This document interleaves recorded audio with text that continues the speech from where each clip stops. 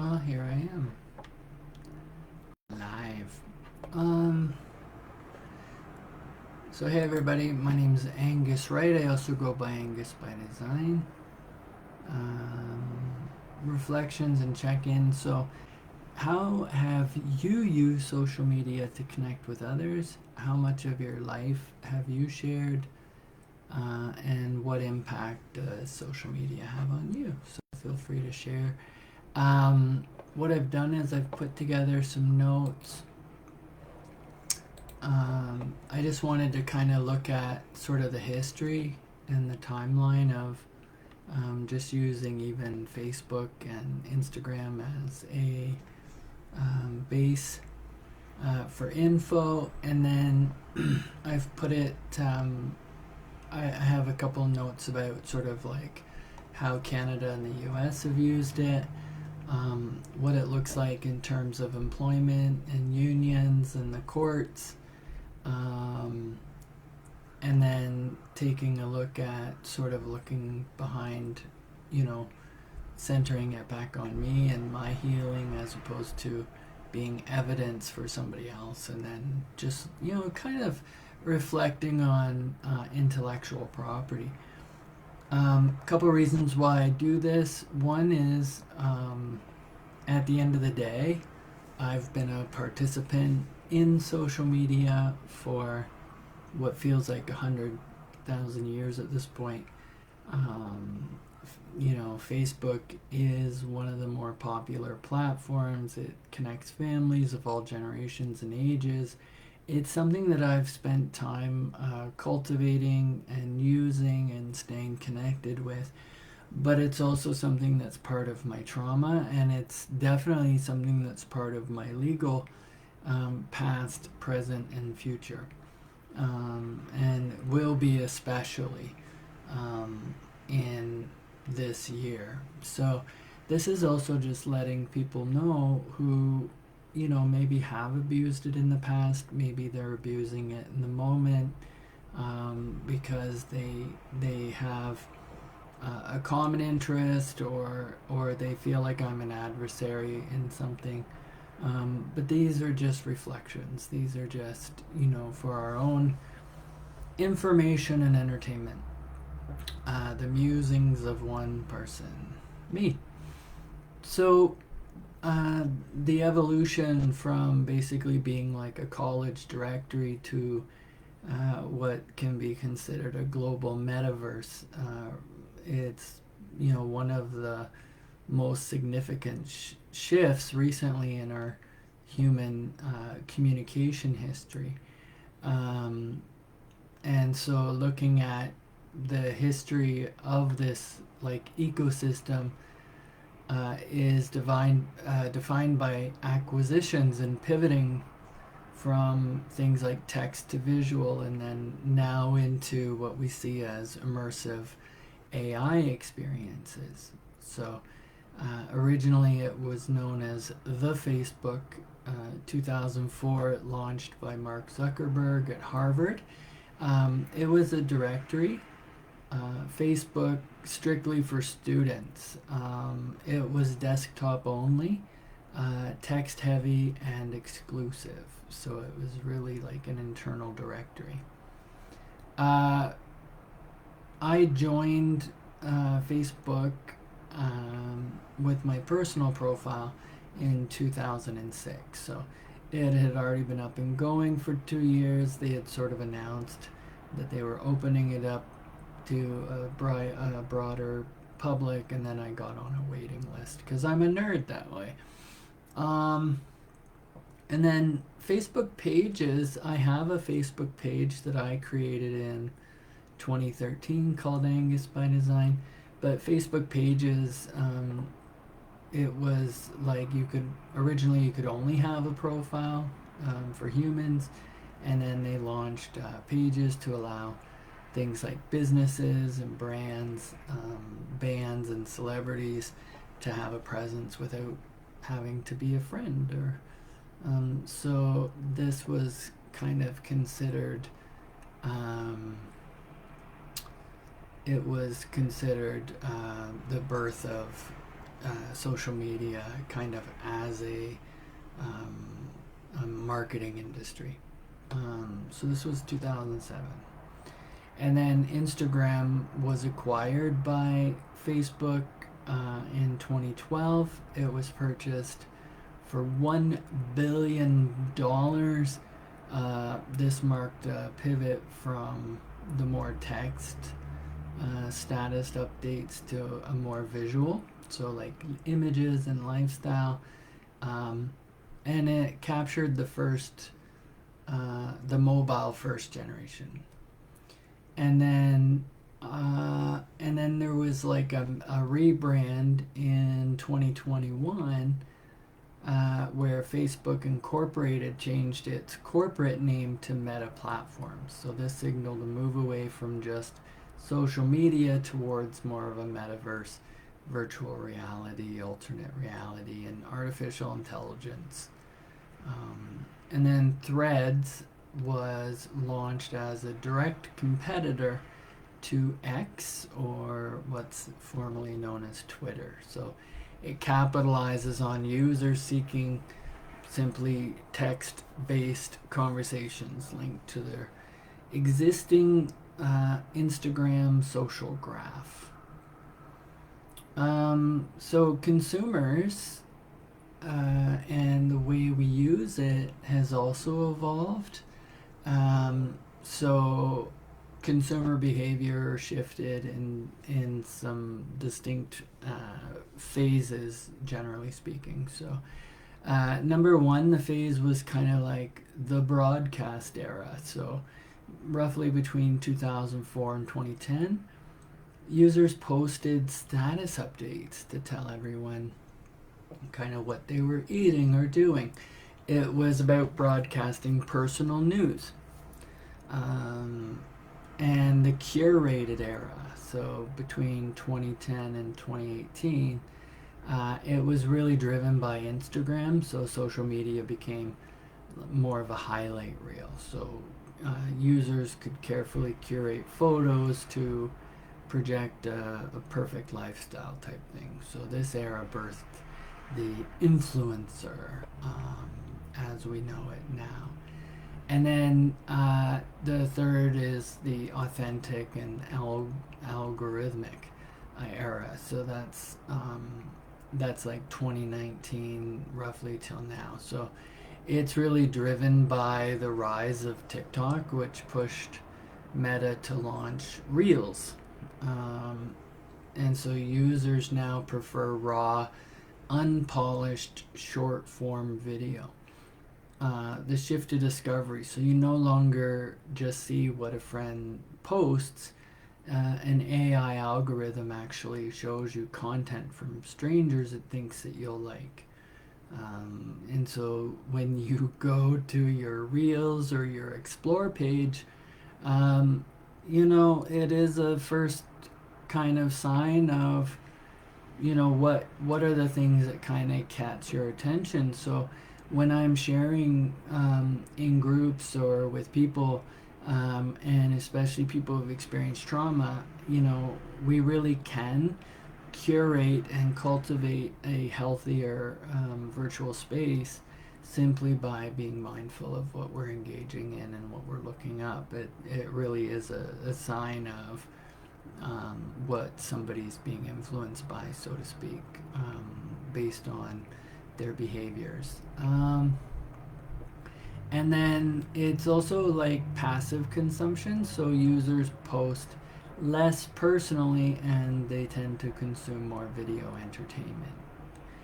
And then sort of legalities, rights, and responsibilities, and as well as intellectual property. So when you sign up, you enter a binding contract, so terms of service. Most users really don't kind of understand, or they misunderstand their rights. So intellectual property rights, technically I own my intellectual property, right? And as do you. So any user who signed up for an account pretty well owns the rights to what they're sharing. But what happens is that we grant a license. So by signing up, we grant Meta a non-exclusive, transferable, sub-licensable, royalty-free worldwide license to use our content, which, roughly translated means they can't sell our photo to a stock image site without permission, but they can use it to promote their platform, host it, display it to others, and let others share it without paying us. So it's just good to know that nuance, right? And then sponsor responsibility. So disclosure is mandatory. So in both Canada with the Competition Bureau and the US with the FTC, sponsors and influencers must clearly disclose paid relationships. So for example, ad sponsored, or hiding these disclosures in a sea of hashtag is actually considered deceptive marketing. And liability. So if an influencer makes a false health claim about a tea that they're sponsored to post, both the influencer and the sponsor can be held legally liable for false advertising. And then Facebook Canada versus the US. So while the platform looks the same, the usage and legal environments differ. So in the US, usage growth has flattened, so and it's heavily politicized. So the US has a higher fragmentation of users moving to like other niche platforms. That's why you see a lot of pressure about join this one and join that one and get off this one and get off that one. And then in Canada, Facebook actually remains the #1 platform. So approximately 83% of the population in Canada uses it. It's less polarized and remains a primary utility for community groups and for marketplace. And then news access. So in the US, news is widely available and shared. In Canada, Bill C-18 actually imposed a news ban. So Meta has blocked news links in Canada. So Canadians can't view or share news articles on Facebook or Instagram due to the Online News Act. And then our privacy laws. So in the US, there are a patchwork of state laws. So for example, in California, there's the CCPA, generally easier for companies to sell data. And in Canada, we have PIPEDA, or PIPEDA. It's a federal privacy law that is stricter. So companies generally require clear consent to collect or use data compared to many of the U.S. states. In terms of employment unions and courts, social media is now a primary source of evidence in employment and family law disputes. So employer and union monitoring, the question is, can they watch you? Yes. Anything posted publicly is fair game. There's no reasonable expectation for privacy for a public post. And the Nexus Test, or the legal standards. So in court, both Canada and the US, for an employer to fire you for a social media post, they usually must prove a nexus connection to the workplace. So example, if you post "I hate Mondays," you likely can't be fired. If you post "my boss at such and such a company is a criminal," well, you can be fired for reputational harm and insubordination. Ontario's right to disconnect and monitoring. So where I live in Ontario, there's recently passed laws requiring employers with 25 plus employees to have a written policy on electronic monitoring of employees, adding a layer of transparency not present in most of the United States. And then union activity. So protected concerted activity in the US, NLRA. In the US, employees have a federal right to discuss wages and working conditions online. Firing someone for complaining about safety on Facebook is often illegal. In a Canadian context, union members have strong free speech protections, but off-duty conduct that harms the employer's reputation can still lead to discipline. So unions often use closed Facebook groups for organizing, which are legally safer but still discoverable in lawsuits. And then admissibility in courts. So divorce and custody. So social media is routinely used to provide and prove lifestyle. So, for example, claiming poverty while posting vacation photos or character. Personal injury. So insurance companies routinely monitor the social media of claimants. If you claim a back injury but post a photo of yourself jet skiing, that post is admissible evidence that can destroy your case. And then the next step, you can look at how to sort of adjust maybe your privacy settings to limit these things or to secure your intellectual property. So on a personal note, like if you see me post about it, if you see me being public about it, and you will. I have really and continue to have some very public posts that are considered whistleblower type posts. But at the same time, it is what it is. And really, I think if there was any equality or equity or any sort of mutual standard, you wouldn't have to see those posts. But again, when people who use something for harmful reasons, right? Really, that's when we need to have laws and we have to have supporters in place to kind of stop the behavior. And so really having a social media and using it, good, bad, or right or wrong, is often the only resort that some people have, especially if people who are in powerful positions kind of ignore that or scapegoat. So it's really kind of like a complex personal and legal intersection, because for me, examples, I'm sort of in the middle of like privacy rights versus disability accommodations or rights, and workplace accountability. But in my case, it gets and it becomes clearer and clearer that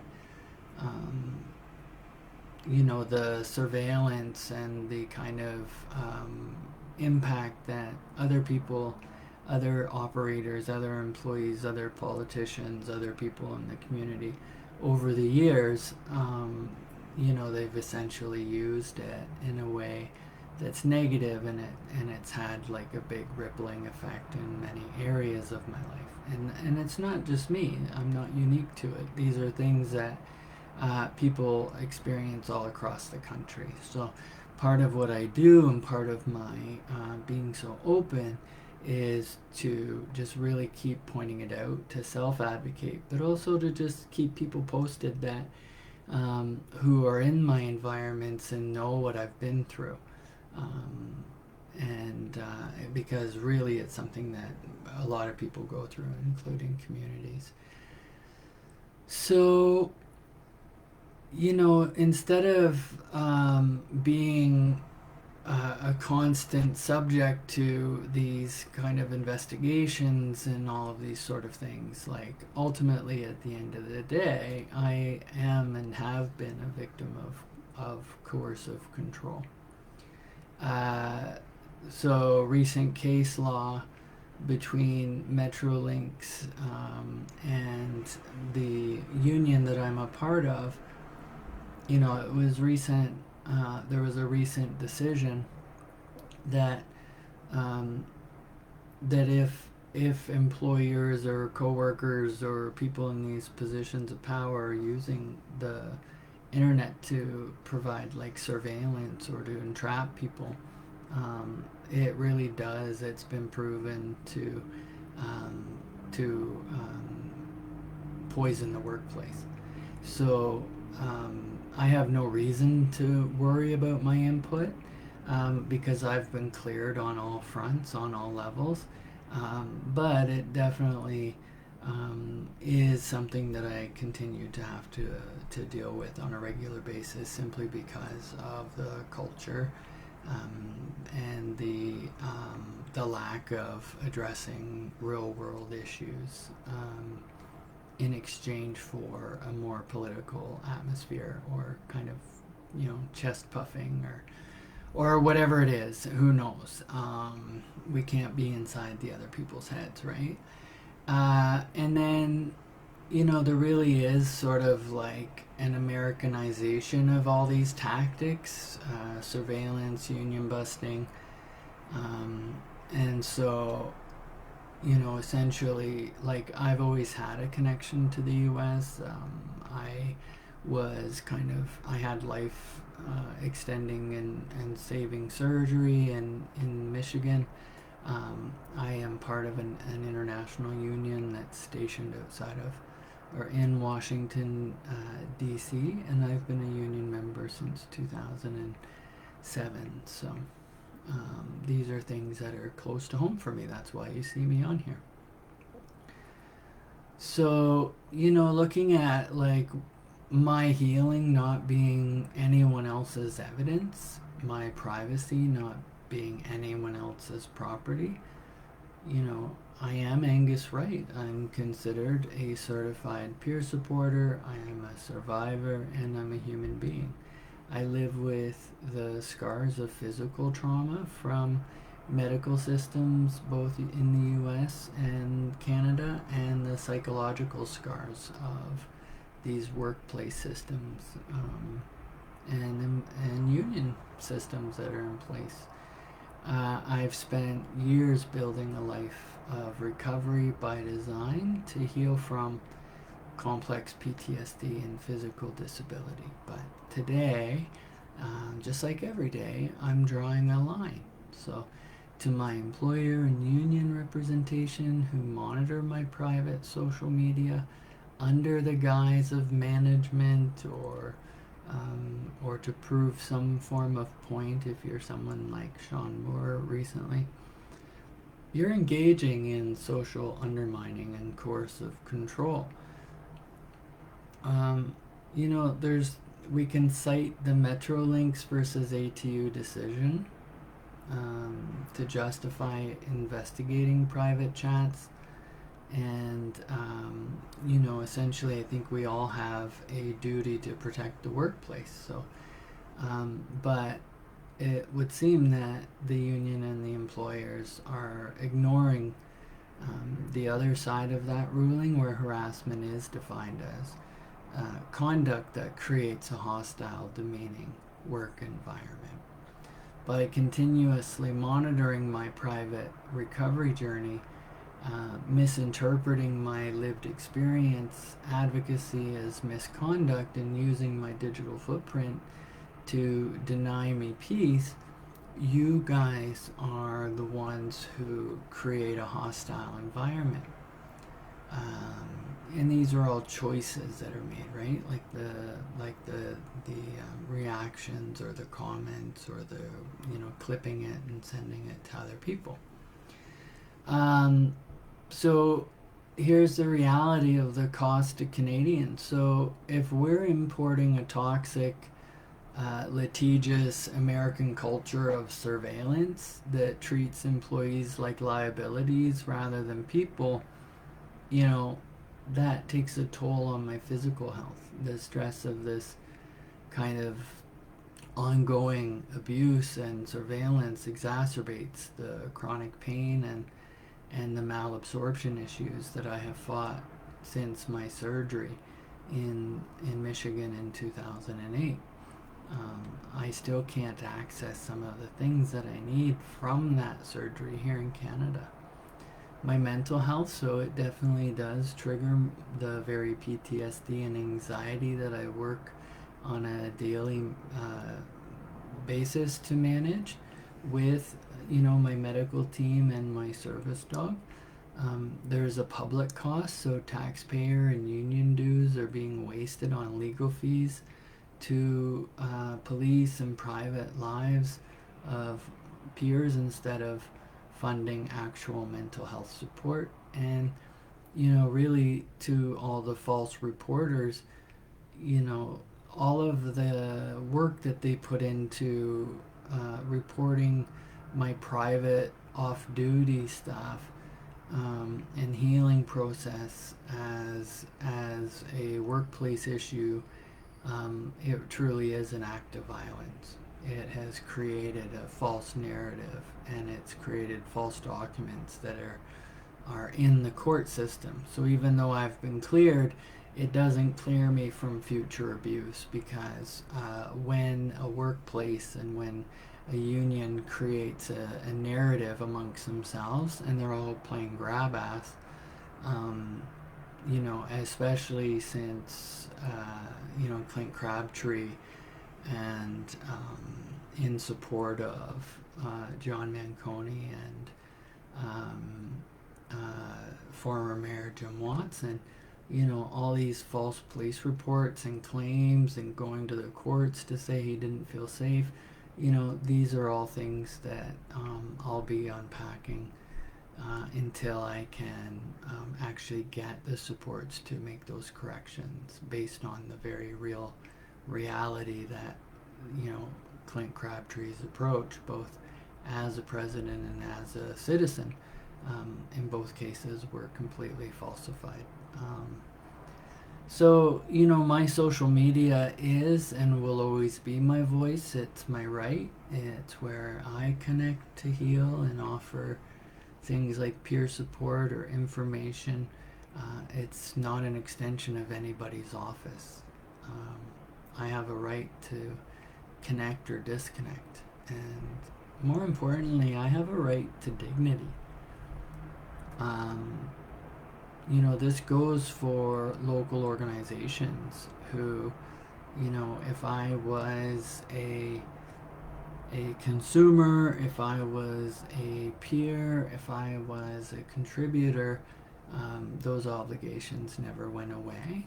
If anything, if I'm being positioned somehow as a whistleblower or something like that, then I guess we need to double down and double up on our accountability, right? So if we truly care about psychological safety, then I think we need to start respecting mine. So again, it's kind of looking at, peer support, workplace safety, coercive control, right to privacy, ending surveillance, and focusing on mental health and how it matters, right? So really, the Metrolinx precedent, so the double-edged sword, so the case between Metrolinx and the ATU, so the court ruled that the employer must investigate private messages like WhatsApp if they spill into the workplace and create a poisoned environment for others, specifically regarding sexual harassment. So the court emphasized that all employees have a right to work in an environment that is free from demeaning and offensive comments. So these kind of like surveillance tactics and frivolous reporting, they constitute demeaning contact and conduct that denies me that safe environment. And then social undermining and coercive control. So these are tactics designed to hinder an employee or a person's success in mental health. So, like withholding info, silent treatment, or excessive monitoring. And Canada is increasingly recognizing coercive control. So, Bill C 332 in family law, but applicable in principle to workplace psychological safety. So, my medical profile really notes through assessment around how I was receiving workplace bullying and a high level of injustice. And so essentially, being able to address and explore and acknowledge how coercively controlling the employer and the union have been, it's going to be the first step to addressing what my rights are and what my recovery looks like. So, I own the copyright to my posts, my photos, and anything that's Angus by Design related or has materials related to that. While my employer and union and people who join up can view my public posts, they're really not to use my intellectual property. So these photos or posts that I'm making, for them to actually use them against me and behind my back, it's a direct violation. It's one thing to sort of engage on the surface or to have a back and forth, but it's very clear and it's very evidence that not everybody's doing it in the same way. And my posts are my lived experience and advocacy. So punishing me for them would be discrimination really based on the disability. And I've named that. So, having said all that, that's about 32 minutes where I covered really just an extensive look at, and a general look at, the past, present, and future of social media and what it means on these platforms. It really is everybody's duty to know what they've signed up for. I post under my name, and everything has a connection to who I am and what I'm doing, and therefore,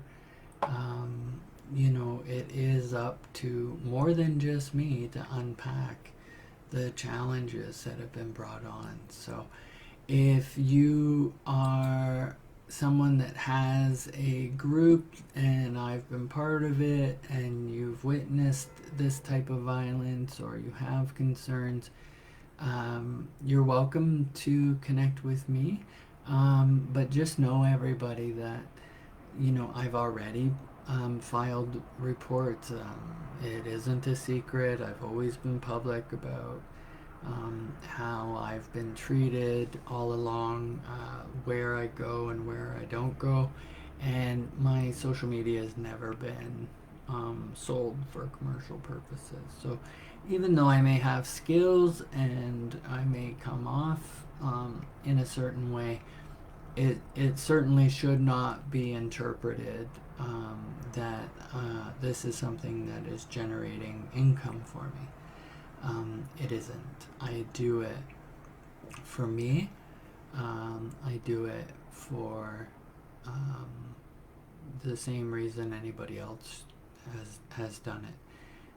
And for me, being on these spaces is part of being connected. And there are times where I haven't had the connection in person. But I will say this, that it's always hard when people use what I've put out there in order to inflict pain or conflict or drama or trauma back onto me. So peace be with everybody. Let me know what you think, and what do you think about doing your own social media? Take care, everyone.